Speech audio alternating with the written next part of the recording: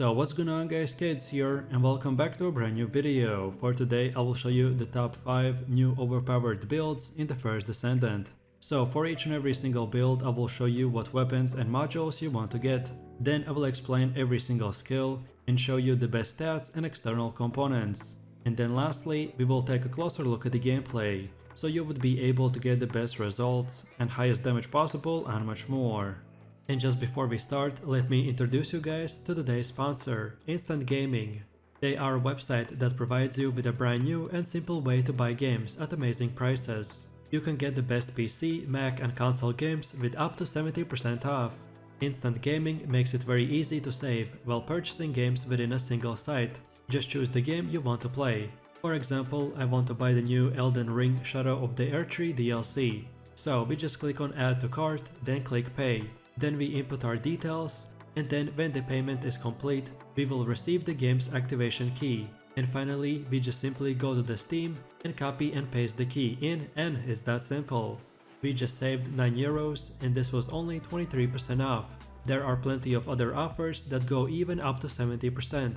So what are you waiting for? Check out Instant Gaming by clicking my link in the description box, and let's get right back into the video.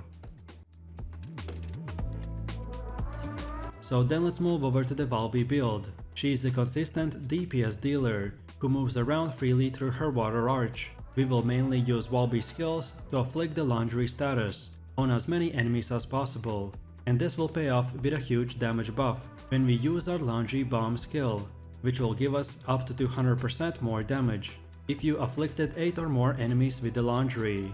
Another important thing to note is our passive skill, which will cost 30% less mana whenever she is standing in the water, including the water pools created by her skills. So try to keep this in mind when positioning Valby, as standing on water as much as possible will make it a lot easier to manage the mana cost in combat. So here we have the best modules for your leveling build. You should be able to get this leveling setup by approximately level 25 to 30. This is a good base setup to have before preparing to farm the max level setup.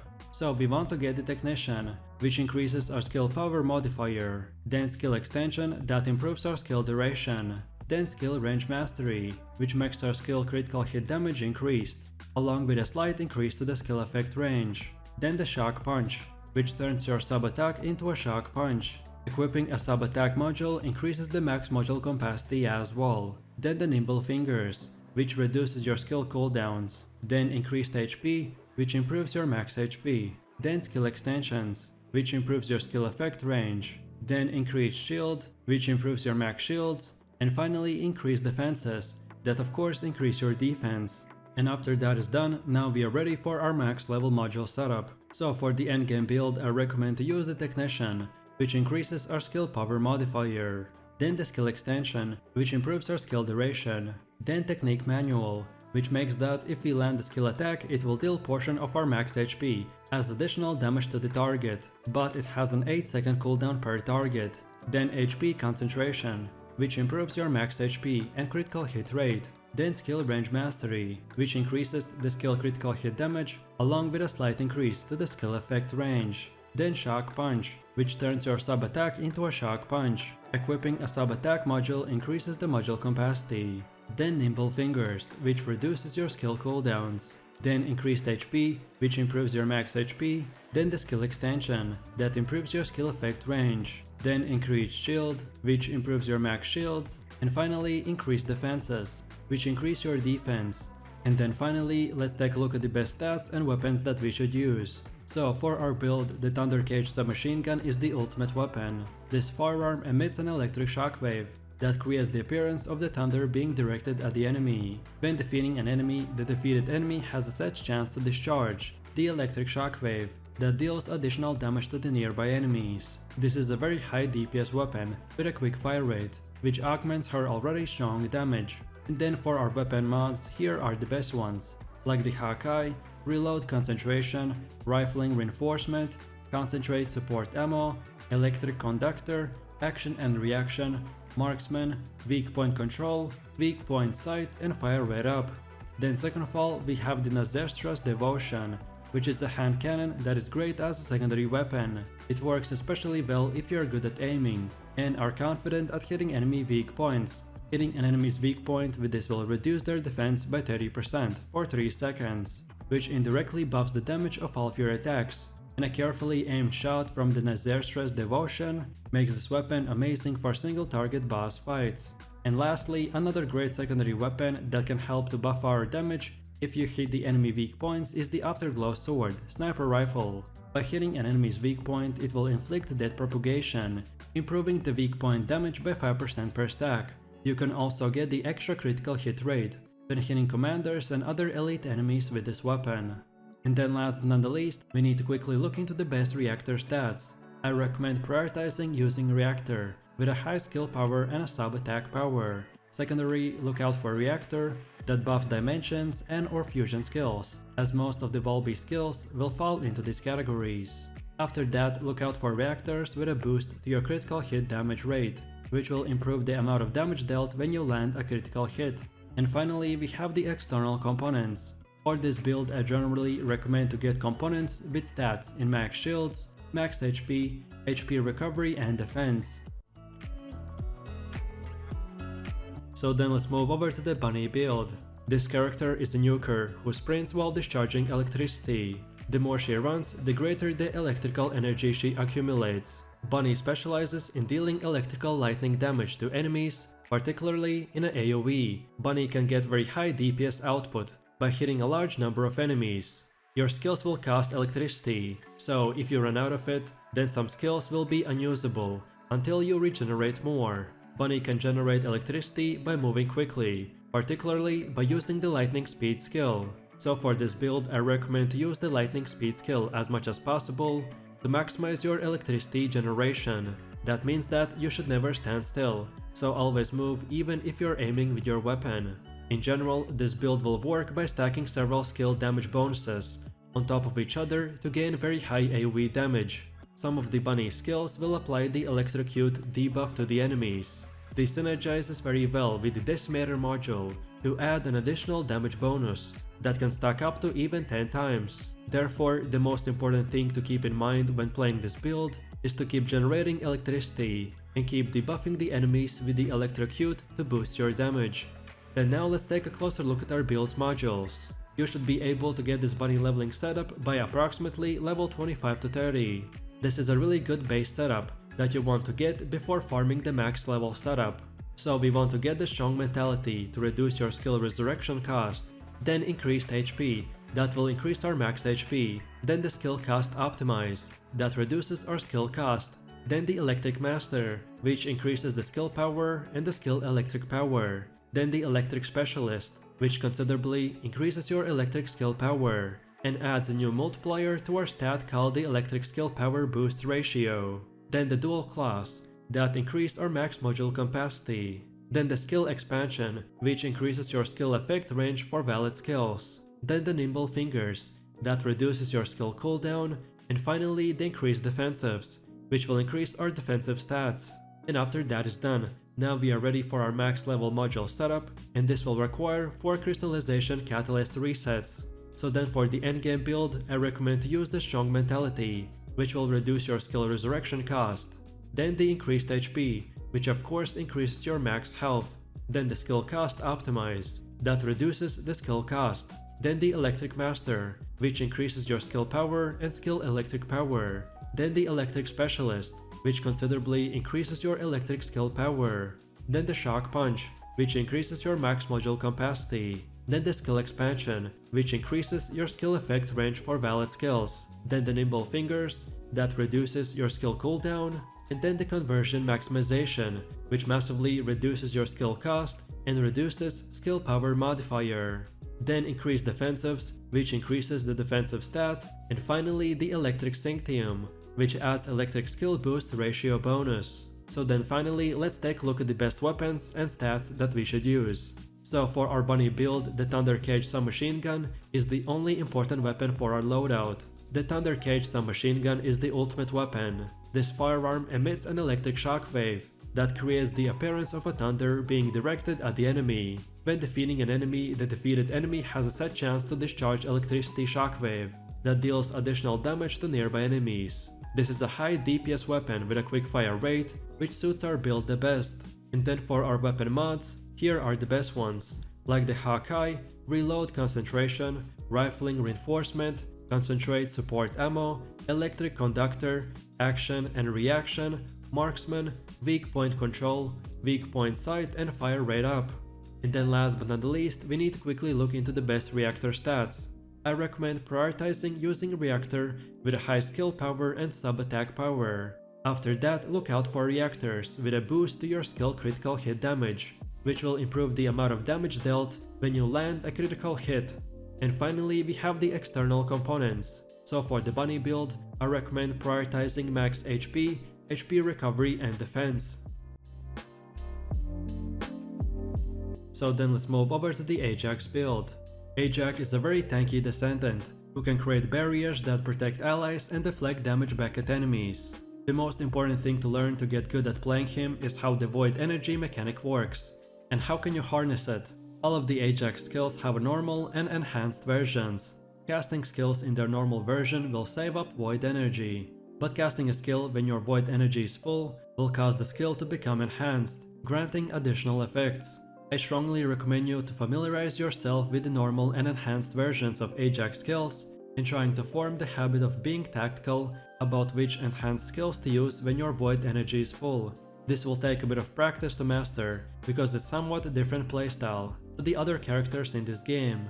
Other than the void energy mechanic, try to play into Ajax's strengths as much as you can, so you can create cover for yourself and allies in locations of your choosing by using the Ajax's barrier skills, and you can use Void Walk to leap into battle and stun nearby enemies when you land, dealing AoE damage. This makes Ajax a great team player who can spearhead attacks and keep teammates alive.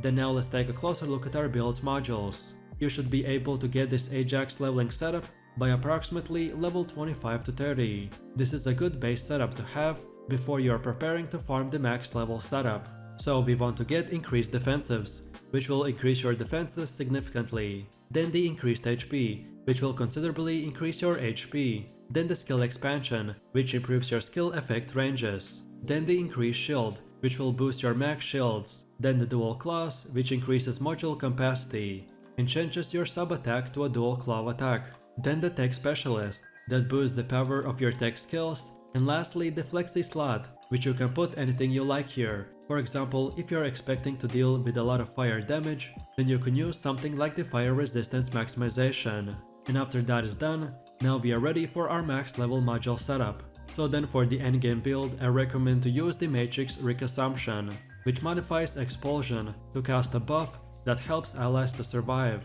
Then increase defensives, which increases your defensive significantly. Then the shield conversion, which increases your max MP, but in return slightly reduces your max shields. Then we want to get increased HP, which considerably increases our health. Then the skill expansion, which improves your skill effect ranges. Then increased shield, that boosts your max shields. Then the dual claw, which increases your module capacity and changes your sub attack to a dual claw attack.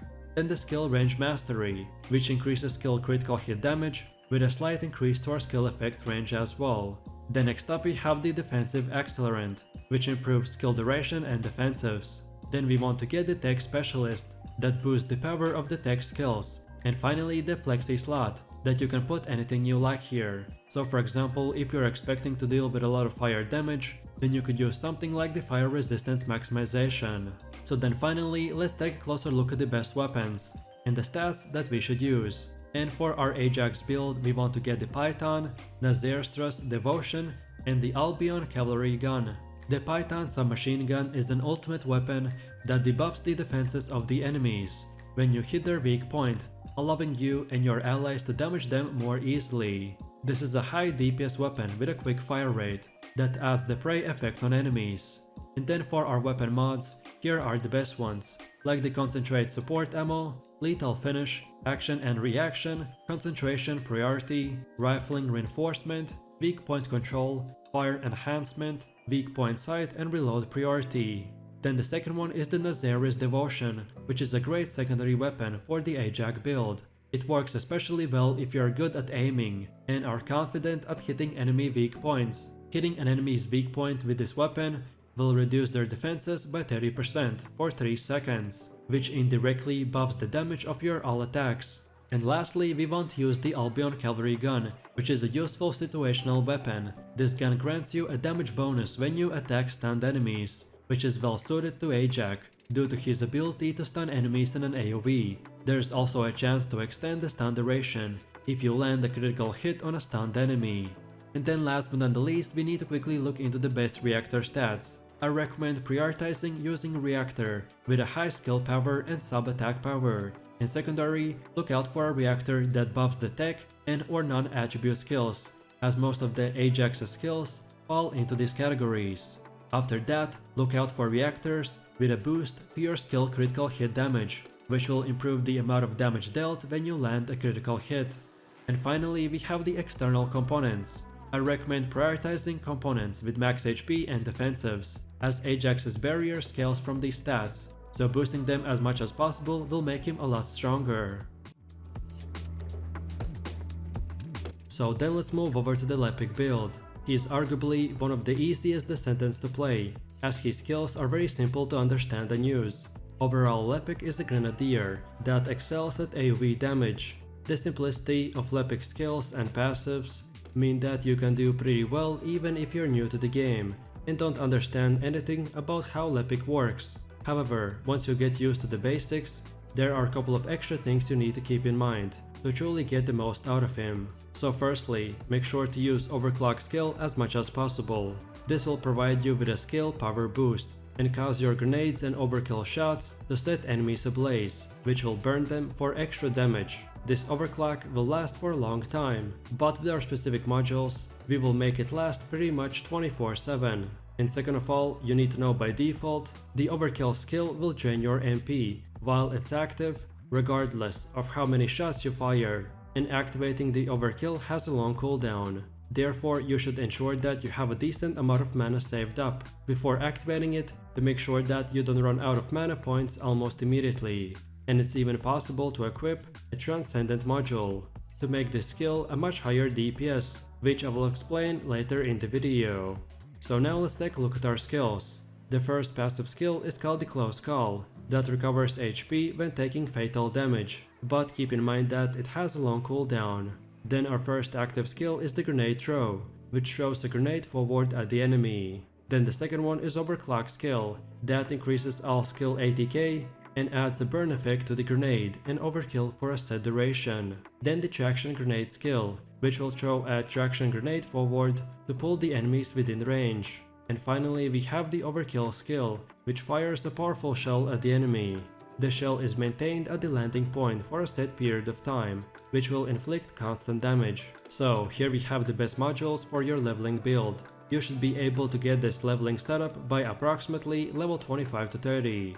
This is a good base setup to have before preparing to farm the max level setup. So we want to get the HP concentration, which increases the max HP and skill critical rate. Then the non-attribute master, which improves the skill power with additional boost to non-attribute skill power. Then the tactician, that significantly improves the skill power. Then energy collection, which gives you the ability to steal mana from enemies. Then regeneration boost, that gives you this time the ability to steal a small amount of HP from enemies. Then dual claw, which attacks using dual claws during a sub attack. This also increases your max module capacity. Then strong mentality, that makes that now your skills are much cheaper to use. And finally the nimble fingers, which will reduce your skill cooldowns. And after that is done, now we are ready for our max level module setup. So for the endgame build, I recommend to use the increased gain, which makes that your MP aka mana is no longer consumed when the overkill is active. It works that you will consume MP when attacking with the overkill, but recover that same MP when the overkill lands a critical hit. The increased gain module makes your overkill skill considerably easier to use, since it will no longer constantly drain your MP when active, but only when firing the overkill shots. If you don't have this module yet, then the build will still work fine, but you will just need to be much more careful when using the overkill. So then with that out of the way, the next modules we want to get is the HP concentration, which increases your max HP and skill critical rate, then the non-attribute master, which improves skill power with additional boost to non-attribute skill power. Then Technician, which significantly improves the skill power. Then Energy Collection, that gives you the ability to leech some mana from enemies. Then Regeneration Boost, which this time gives you the same ability but to steal HP from enemies. Then Dual Claw, that attacks using dual claws during a sub attack, and they also increase your max module capacity. Then Strong Mentality, that now make your skills much cheaper to use. Then Range HP Calculator, that improves the range of your skills and slightly improves your HP. Then Skill Cost Optimize, that reduces skill cooldowns and slightly reduces the skill cost. Then Nimble Fingers, that will reduce your skill cooldowns. And finally the Entropy Acceleration, that will slightly boost your max MP and skill critical hit damage. So then finally, let's take a closer look at the best weapons and stats that we should use. So then for our build, the Thunder Cage submachine gun is the ultimate weapon. This firearm emits an electric shockwave that creates the appearance of thunder being directed at the enemy. When defeating an enemy, the defeated enemy has a set chance to discharge the electric shockwave that deals additional damage to nearby enemies. This is a high DPS weapon with a quick fire rate, which augments our character very well. And then for our weapon mods, here are the best ones, like the Hawkeye, Reload Concentration, Rifling Reinforcement, Concentrate Support Ammo, Action and Reaction, Marksman, Weak Point Control, Weak Point Sight and Fire Rate Up. Then second of all, we have the Nizeri's Devotion, that is a hand cannon which is great for a secondary weapon. It works especially well if you're good at aiming and are confident at hitting enemy weak points. Hitting an enemy's weak point with this weapon will reduce their defense by 30% for 3 seconds, which indirectly buffs the damage of all of your skills. And carefully aimed shot from the Nizeri's Devotion makes this weapon an amazing for a single target boss fight. And lastly, another great secondary weapon that can help to buff our damage if you hit the enemy weak points is the Afterglow Sword, which is a sniper rifle. By hitting an enemy's weak point, it will inflict death propagation, which will improve the weak point damage by 5% per stack. You can also get extra critical rate when hitting commanders and other elite enemies with this weapon. And then last but not the least, we need to quickly look into the best reactor stats. I recommend prioritizing using a reactor with a high skill power and a sub attack power. Look out for a reactor that buffs fire and or tech skills, as most of the Lepic skills will fall into these categories. And finally, we have the external components. For this build, I generally recommend to get components with stats in max shields, max HP, HP recovery and defense. So then let's move over to the Viessa build. She is a debuffer type of character who uses chill at will. She can use her unique attribute, the chill, to freeze enemies in place by unleashing cold snap attacks. She is geared primarily towards AoE and dot damage. By default, her skills apply a debuff that slows down enemy movement. However, later in this video I will explain a Transcendent module that can change this effect into a damage over time effect, aka DOT, and by changing this one thing we will increase our Viessa damage by 2 times. So with this in mind, you will be heavily incentivized by playing as Viessa to carefully place your skills to hit as many enemies as possible, which will inflict the maximum amount of data damage as a result. It's also worth remembering that this effect stacks, so enemies can have up to 5 stacks of the movement speed reduction, so keep freezing them as much as you can. This is made easier by the fact that the 2 of the Viessa skills, the Frost Shards and the Cold Snap, have very short cooldowns. So as long as you have enough MP, you can keep using them and keep debuffing your enemies 24/7. So here we have the best modules for your leveling build. You should be able to get this Viessa leveling setup by approximately level 25 to 30. This is a really good base setup to have before you are preparing to farm the max level setup. So we want to get the Nimble Fingers, that will reduce your skill cooldowns. Then the skill extension, which improves your skill duration. Then the skill expansion, which considerably increases the skill effect range. Then the Chill Specialist, which boosts the power of your chill skills. Then the Non-Attribute Master, which considerably boosts your skill power. with a smaller additional boost to the non-attribute skill power. Then the dual claws, that attack with the dual claw during sub-attack. Also, they will increase your max module capacity. And finally, we have the energy collection, which will allow you to leech aka steal MP from enemies. And after that is done, now we are ready for our max level module setup. So for the endgame build, I recommend to use the Hypothermy, which replaces the Ice Shackle with the Ice Needle, which no longer slows down the enemies, but instead deals continuous damage to the target. The damage increases with each stack up to 5. And like I said at the beginning of the video, this is the most important module that makes our whole endgame build 2 times better. Because the Hypothermy module makes a significant change to how Viessa works, since the Ice Shackle effect applied by her skills will now deal damage over time to enemies instead of reducing their movement skill.